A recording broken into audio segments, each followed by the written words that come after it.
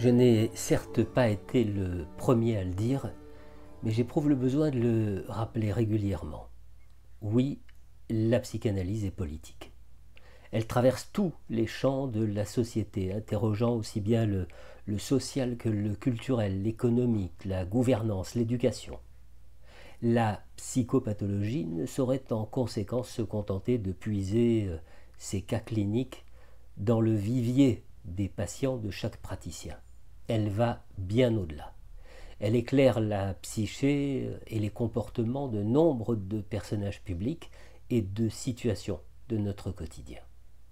S'il existe parmi les complexes fondateurs ce que l'on appelle le roman familial, eh bien il existe à l'évidence son pendant à l'échelle d'un pays, le roman national. Et quelle nation au monde n'en a pas peu à peu façonné un?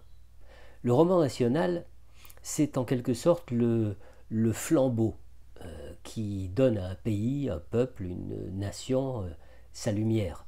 C'est un peu sa signature. Le chemin dessiné de ce qui a construit sa personnalité depuis son origine, avec sur ce chemin un certain nombre de faits expliquant, justifiant, légitimant, vantant parfois ce qu'il est devenu. Le roman national, au-delà de cette lumière qu'il fait rayonner à l'extérieur et parfois très loin de ses frontières, c'est d'abord le matériau de base pour parvenir à agréger le peuple. Et il y a bien entendu de nombreuses façons d'agréger le peuple. Il y a, comme l'histoire nous l'apprend depuis bien longtemps, les Jeux. Et les Jeux olympiques nous en donnent régulièrement une brillante démonstration. Rassembler autour d'un sport, soutenir des athlètes, applaudir des athlètes, vibrer devant leurs exploits, pleurer devant leurs échecs, tout ça fait ciment. Temporairement seulement, bien sûr, parce que une fois tournée la page des Jeux, d'autres sujets divisent le peuple. Le ciment peut aussi résider dans les grandes réussites scientifiques, économiques, médicales, qui font la fierté de la nation à l'intérieur et à l'extérieur de ses frontières. Il y a aussi, ne les oublions pas, les drames qui frappent un pays ou une partie du pays et qui peuvent, pendant un temps, rassembler les hommes et les femmes dans la douleur partagée ou dans la formidable entraide que nous voyons se développer parfois pendant des situations de crise.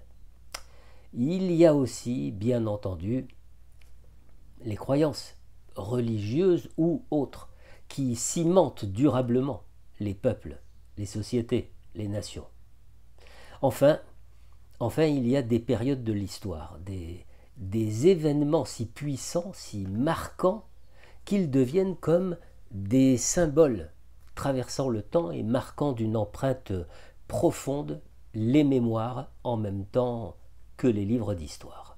De véritables mythes sont même parfois élaborés à partir de faits réels.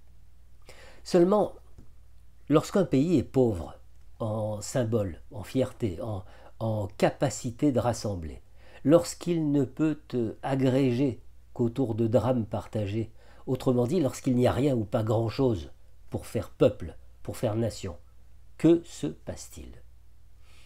Eh bien, si tout va bien dans le pays, si le peuple vit relativement heureux, ma foi, tout va bien.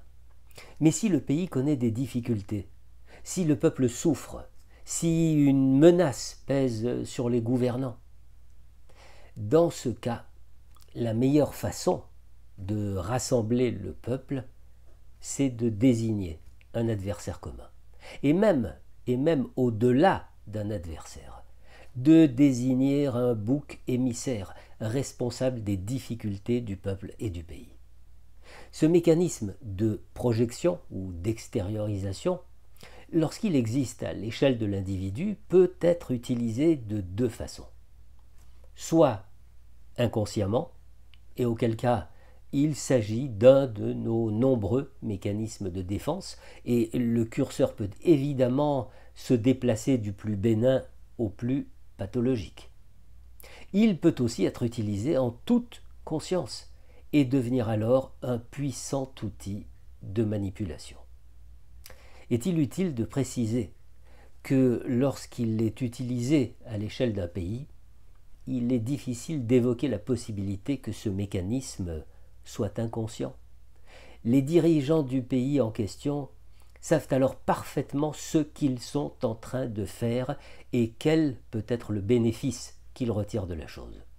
C'est notamment la stratégie de tous les régimes totalitaires, militaires ou pas, mais pas seulement. Alors, adversaire commun, bouc émissaire, responsable de telle ou telle conséquence, il est fréquent que le désigné responsable accepte cette désignation et reconnaisse sa responsabilité à une échelle quelconque.